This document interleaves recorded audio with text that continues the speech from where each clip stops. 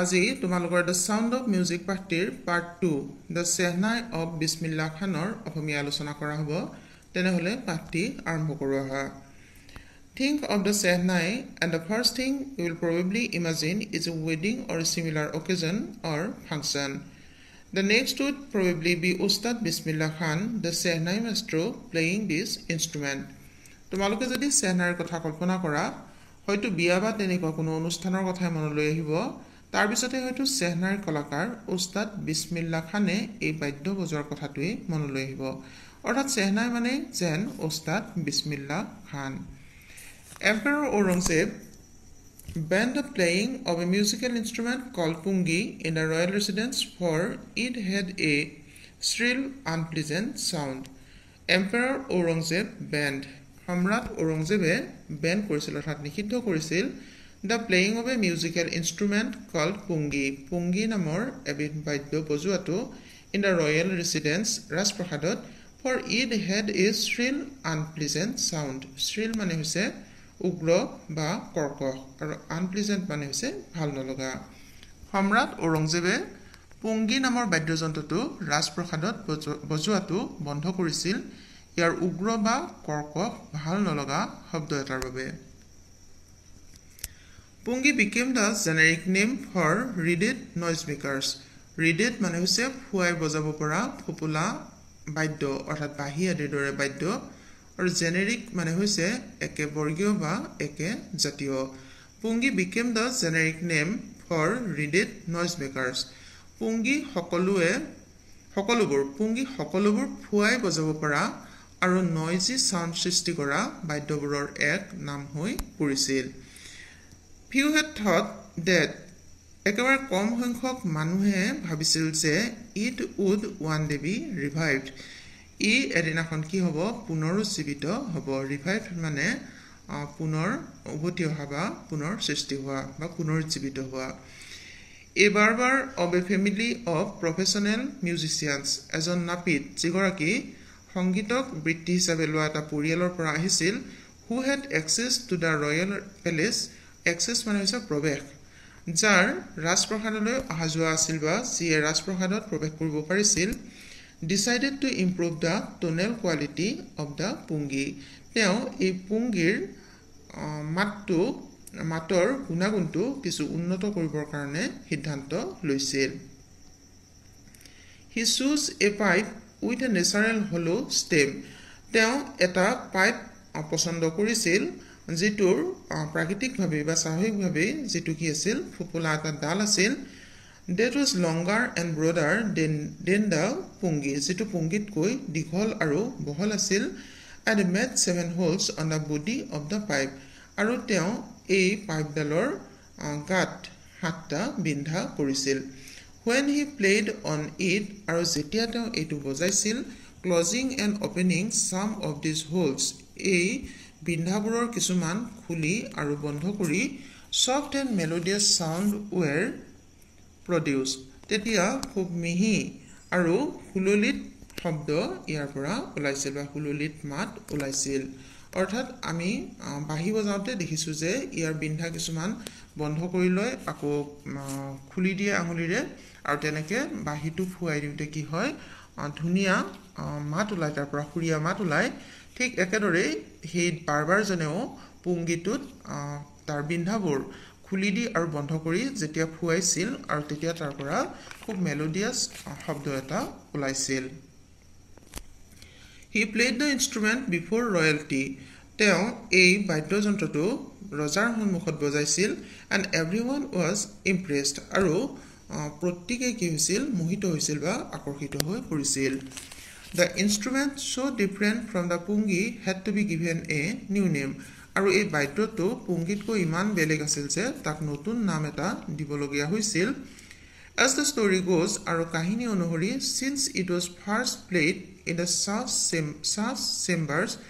and was played by a nai barber the instrument was named the sehnai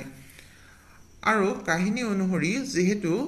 এই বাদ্যটো প্ৰথমে সাজ chamber অৰ্থাৎ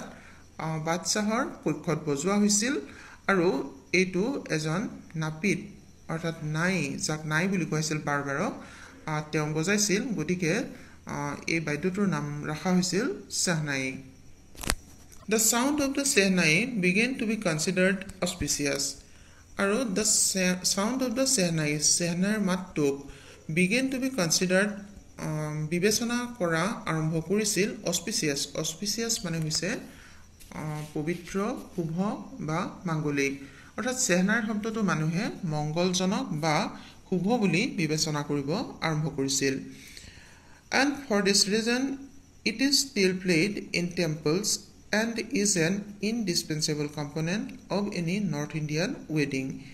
indispensable মানে হৈছে অপৰিহাৰ্য আৰু component মানে হৈছে উপাদান and for this reason আৰু এই কাৰণৰ বাবে it is still played in temples ইয়াক এতিয়াও মন্দিৰসমূহত বজোৱা হয় and is an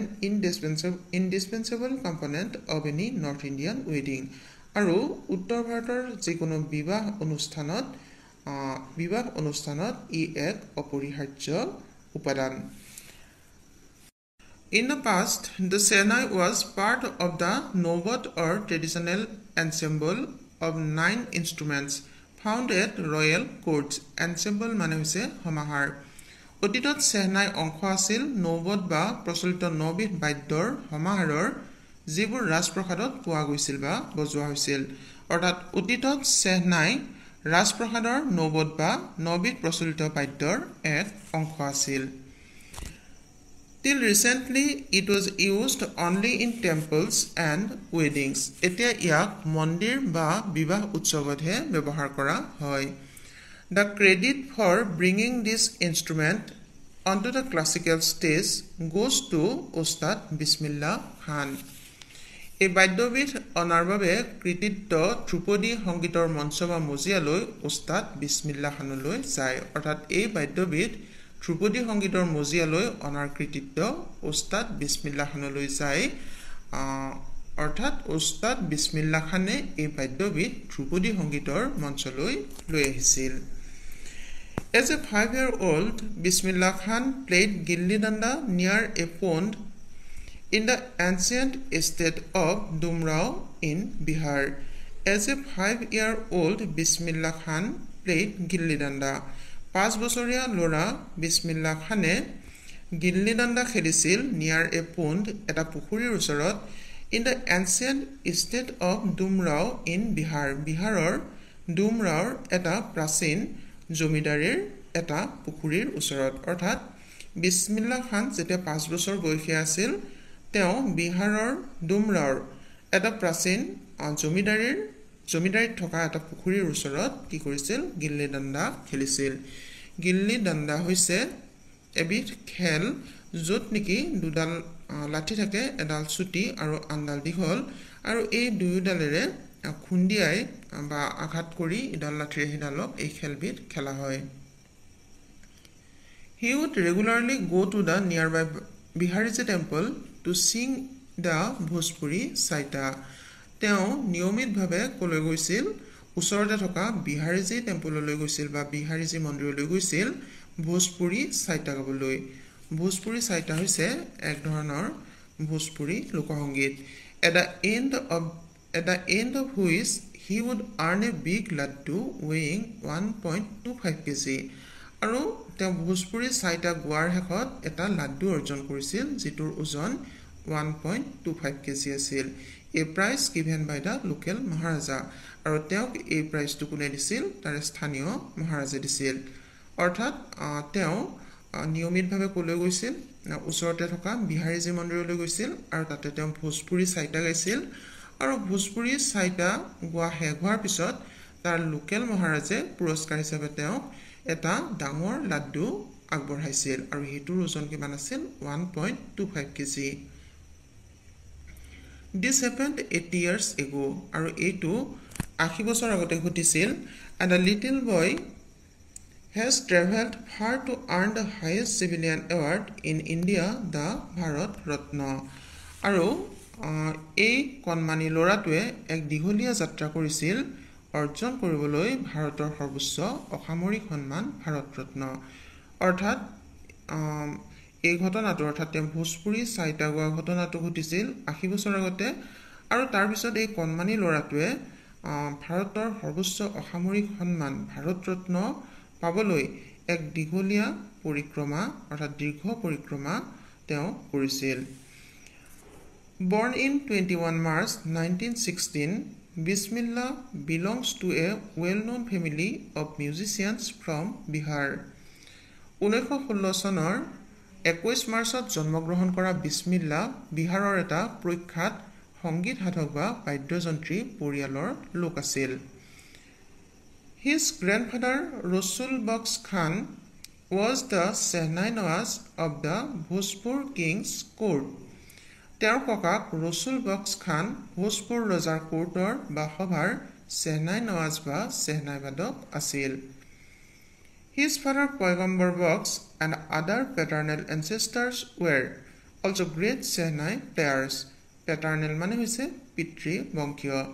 তেওঁৰ দেউতাক পয়গম্বৰ বক্স আৰু তেওঁৰ পৈতৃক পূৰ্বপুৰুষসকল বা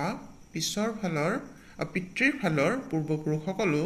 ডাঙৰ চেহনাই বাদক আছিল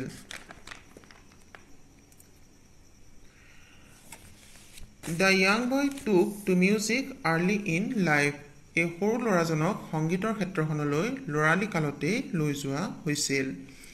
At the age of 3 বছৰ বয়সত when his mother took him যেতিয়া তেওঁৰ মাকে তেওঁক লৈ গৈছিল to his maternal uncle's house তেওঁৰ মামাকৰ ঘৰলৈ in Benares now Varanasi বেনাৰসত থকা অৰ্থাৎ বৰ্তমানৰ বাৰাণসীত থকা তেওঁৰ মোমায়েকৰ ঘৰলৈ যেতিয়া মাকে এই 3 বছৰীয়া ল'ৰাজনক লৈ গৈছিল Bismillah was fascinated watching the uncles practice the Shehnai Bismillah তেতিয়া মামাকৰ Shehnai practice কৰা দেখি বা Shehnai বজোৱাৰ অভ্যাস দেখি কি হৈ পৰিছিল হেতু দেখি তেওঁ fascinated হৈছিল অৰ্থাৎ মোহিত বা আকৰ্ষিত হৈ পৰিছিল Soon Bismillah started accompanying his uncle Ali Box আৰু সোনকালে Bismillah তেওঁৰ মোমায়েক Ali Boxক সংগ দিবলৈ আৰম্ভ কৰিছিল to the Vishnu temple of Benares বেনাৰসত থকা Bishnu টেম্পললৈ where Box was employed to play the Shehnai য'ত Ali Boxক Shehnai বজোৱাৰ বাবে নিয়োগ কৰা হৈছিল Ali Box would play the Shehnai and Bismillah would sit captivated for hours on end captivated মানে হৈছে বিমুগ্ধ হোৱা Ali Boxe Shehnai বজাইছিল আৰু বিসমিল্লাহ বিমুগ্ধ হৈ ঘণ্টা ঘণ্টা ধৰি হেকলৈকে বহি থাকিছিল Slowly he started getting lessons in playing the instrument and would sit practicing throughout the day Slowly lahe lahe He started getting lessons. তেওঁ আৰম্ভ কৰিছিল পাঠ লবলৈ in playing the instrument. এই বাদ্যবিধ বজোৱাৰ and would sit practicing throughout the day. আৰু তেওঁ গোটেই দিন জুৰি অভ্যাস কৰি বহি থাকিছিল. For years to come, the temple of Balaji and Mangalamaya and the banks of the Ganga became the young apprentice's favorite haunts where he could practice in solitude. Solitude মানে হৈছে নিৰ্জনতা আৰু apprentice মানে হৈছে শিক্ষাৰ্থী For years to come the temple of Balaji and Mangalamaya and the banks of the Ganga became বছৰ বছৰ ধৰি বালাজী আৰু মংগলামায়াৰ মন্দিৰলৈ আৰু গংগাৰ পাৰলৈ অহাটো হৈ পৰিছিল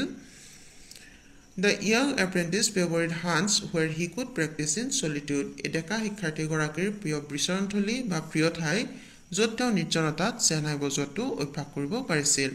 অৰ্থাৎ বছৰ বছৰ ধৰি বালাজী আৰু মংগলামায়াৰ মন্দিৰলৈ আৰু গংগাৰ পাৰলৈ অহাটো হৈ পৰিছিল ডেকা শিক্ষাৰ্থী গৰাকীৰ প্ৰিয় বিচৰণথলী বা প্ৰিয় ঠাই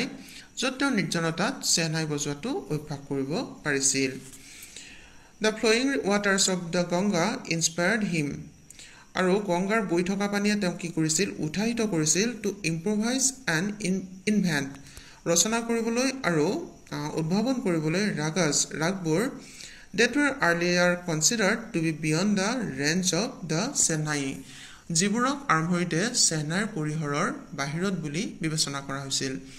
অৰ্থাৎ আৰম্ভণিতে যিবোৰ ৰাগ চেহনাইত বজোৱা অসম্ভৱ বুলি বিবেচনা কৰা হৈছিল তেনেকুৱা ৰাগবোৰ বিসমিল্লাহ খানে উদ্ভাৱন কৰি চেহনাইত বজাবলৈ সক্ষম হৈছিল At the age of 14, Bismillah accompanied his uncle to the Allahabad Music Conference. 14 বছৰ বয়সত বিসমিল্লাহ খানে খুৰাকৰ লগত এলাহাবাদ সংগীত সন্মিলনলৈ গৈছিল। At the end of his recital আৰু তেওঁৰ পৰিবেশনৰ পিছত Ustad Fayaz Khan patted the young boy's back and said, Ustad Fayaz Khane এই ডেকা ল'ৰাজনৰ পিঠিত থপৰি আছিল আৰু কৈছিল, Work hard and you shall make it. কঠোৰ পৰিশ্ৰম কৰা আৰু তুমি সফল হ'বা। With the opening of the All India Radio in Lucknow in 1938 came Bismillah's big break. 1938 চনত যেতিয়া লক্ষ্ণৌৰ অল ইণ্ডিয়া ৰেডিঅ' মুকলি কৰা হৈছিল, বিসমিল্লাহৰ জীৱনলৈ ডাঙৰ সুযোগ আহিছিল। বিগ ব্ৰেক মানে হৈছে ডাঙৰ সুযোগ। He soon became the often heard Shehnai player on radio. তেওঁ এগৰাকী সঘনাই ৰেডিঅ'ত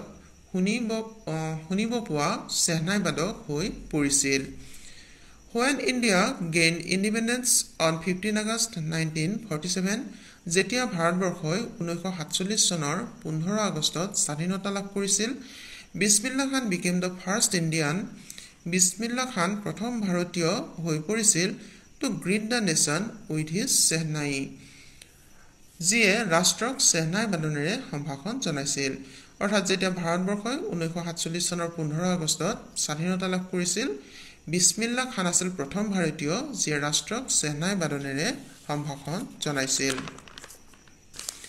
He poured his heart out into Rag Kafi from the Red Fort to an audience. তেওঁৰ ৰেড ফৰ্টৰ পৰা প্ৰাণ ঢালি শ্ৰোতাৰ বাবে ৰাগ কাফি গাইছিল, which included Pandit Jawaharlal Nehru, who later gave his famous Tryst to Destiny speech. যি শ্ৰোতাৰ মাজত পণ্ডিত জৱাহৰলাল নেহৰু আছিল আৰু যিগৰাকীয়ে পিছত তেওঁৰ বিখ্যাত Tryst with Destiny ভাষণটো দিছিল। Bismillah Khan was given many memorable performances both in India and abroad. বিসমিল্লাহ খানে ভাৰত আৰু বিদেশ উভয়তে বহুতো স্মৰণীয় অনুষ্ঠান পৰিবেশন কৰিছিল।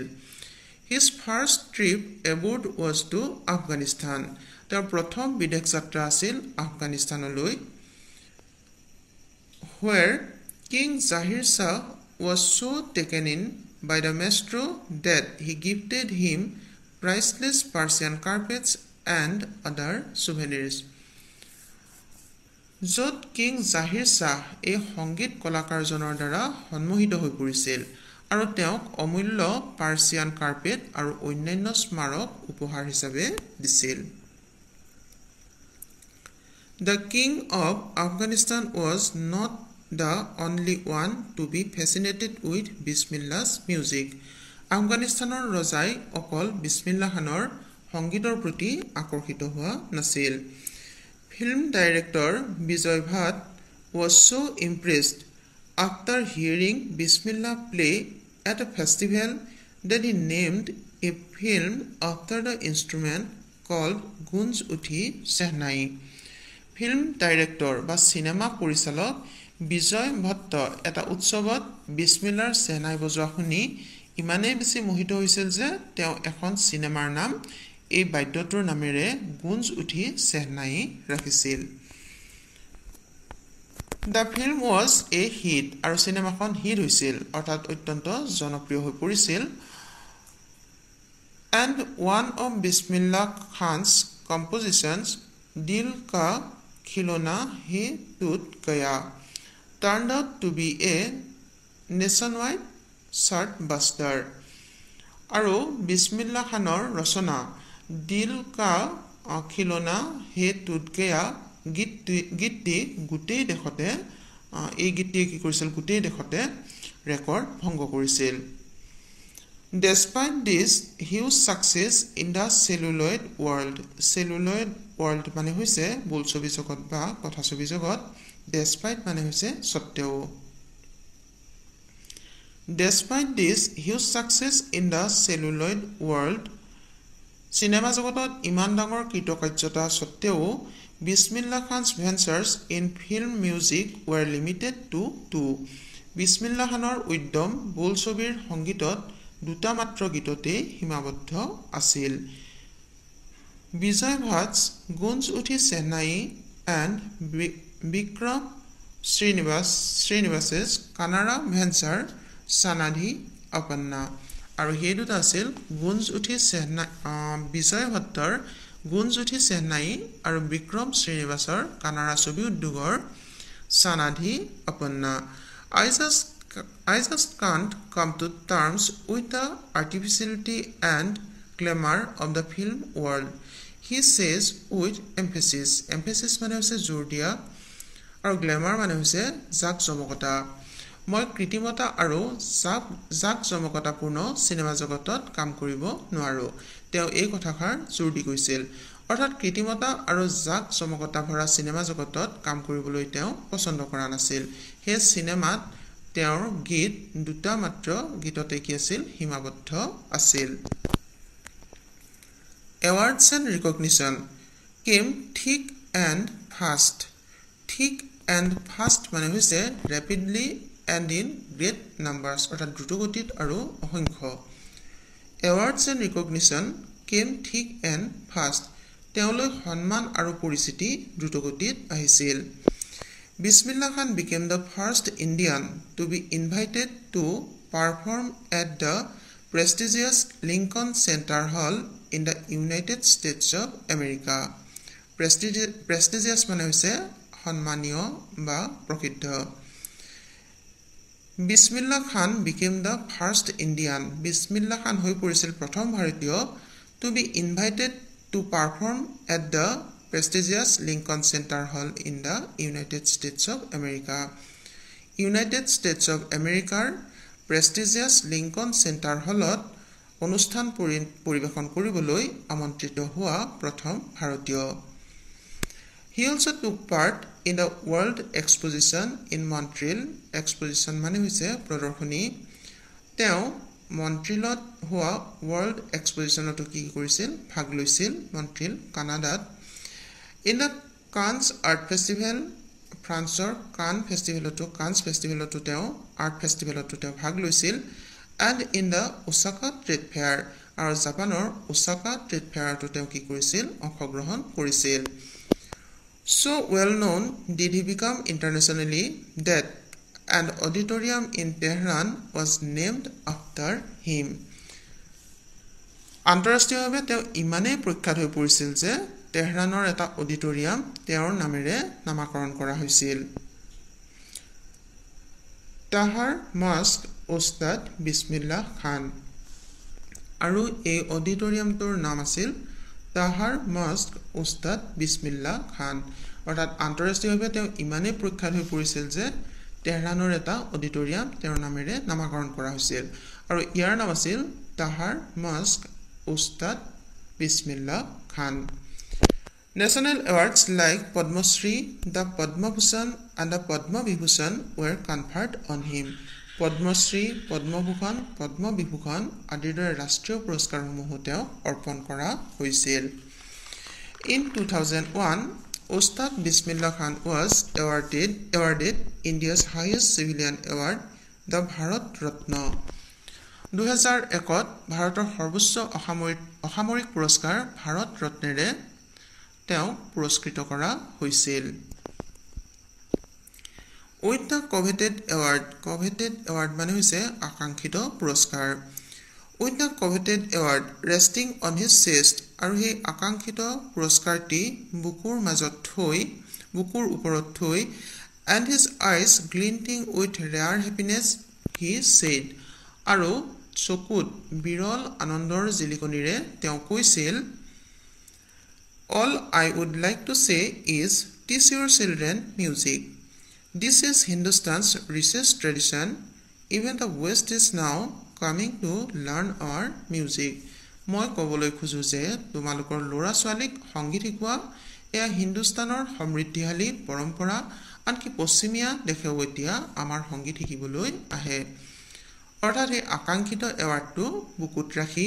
আৰু চকুত বিৰল আনন্দৰ জিলিকনিৰে তেওঁ কৈছিল মই ক'বলৈ খুজো যে তোমালোকৰ ল'ৰা ছোৱালীক সংগীত শিকোৱা এয়া হিন্দুস্তানৰ এটা সমৃদ্ধিশালী পৰম্পৰা আনকি পশ্চিমীয়া দেশৰ মানুহে এতিয়া আমাৰ এই হিন্দুস্তানী সংগীত শিকিবলৈ ভাৰতবৰ্ষলৈ আহে In spite of having traveled all over the world, Khan Sahib, as he is fondly called, is exceedingly fond of Benares and Dumrao, and they remain for him the most wonderful towns of the world. Exceedingly mane hoise ottodhik. In spite of having traveled all over the world, gutei prithibi bhromi phura sotteo, Khan Sahib, as he is fondly called, Khan Sahib, jak moromote hokole Khan Sahib buli matisil, is exceedingly fond of Benares and Dumrao, and they remain for him the most wonderful towns of the world. Their Benares aru Dumraor proti ottodhik morom asil aru hei dukhon ter babe